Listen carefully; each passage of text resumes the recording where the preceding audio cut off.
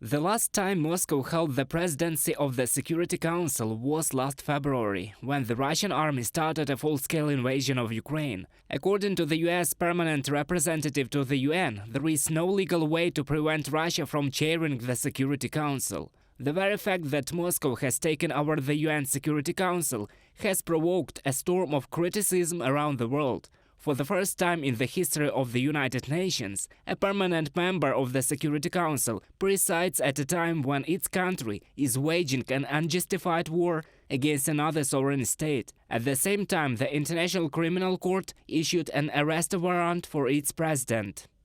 Russia is a permanent member of the Security Council. It shouldn't be because of what it is doing in Ukraine, but the UN Charter does not allow for a change in its permanent membership. We also expect that they will also seek opportunities to advance their disinformation campaign against Ukraine, the United States, and all of our allies. Linda Thomas-Greenfield, US Permanent Representative to the United Nations, in a speech at a meeting of the UN Security Council on Russia's chairmanship of the UN Security Council. Russia itself does not intend to withdraw from its presidency, as Russia's permanent representative Nebenzia told journalists at a press conference, in particular if Ukraine is to be discussed at the Council. The thing is that, according to the statute of the organization, the President of the Security Council may resign from his duties when considering any specific issue. In this case, his powers are transferred to another member of the Council. Ukrainian President Volodymyr Zelensky commented on the development this way. Unfortunately, there is news that is absurd and destructive. Russia began to chair the UN Security Council. Yesterday, the Russian army killed another Ukrainian child, a 5-month-old boy from Avdiivka in Donbass, one of the hundreds of artillery shelling that the terrorist state carries out daily. And at the same time, Russia presides over the UN Security Council. It is difficult to imagine anything more than proves the complete bankruptcy of such institutions.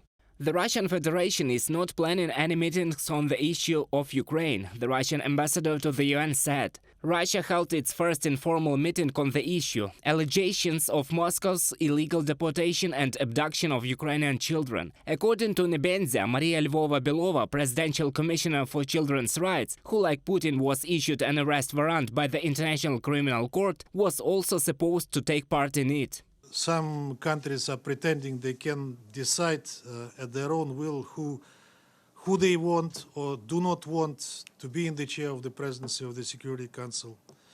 As long as the current world order with the UN and the Security Council stands, there will be no change in the rules of procedure. However, already on April 5th, Russia faced the first manifestation of resistance among the member states of the UN Security Council. The United Kingdom blocked the webcast of the meeting of the Security Council. At the same time, the British ambassador to the UN refused to be present in the hall. At the end of the meeting, there will also be no video recording on the UN website, notes the New York Times. The broadcast requires the consent of all 15 members of the Security Council.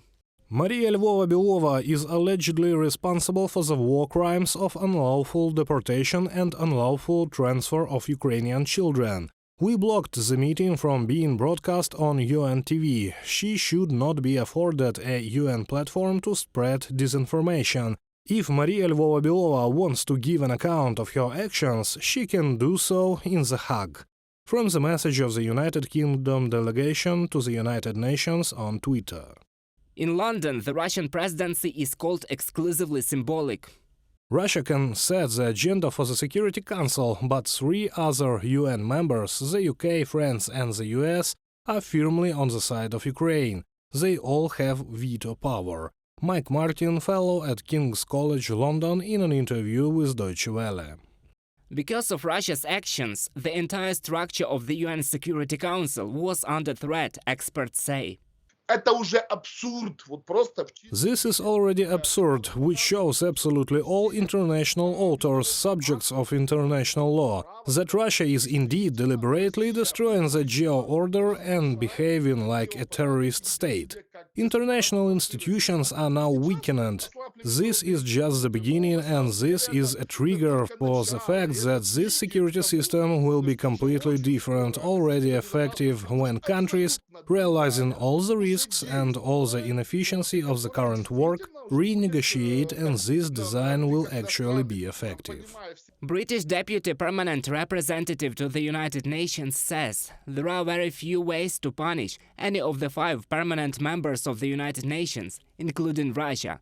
The maximum that UN members can do is to impose unilateral sanctions against Moscow. Reported by Roman Smoler, Christina Dombrovska, UATV News.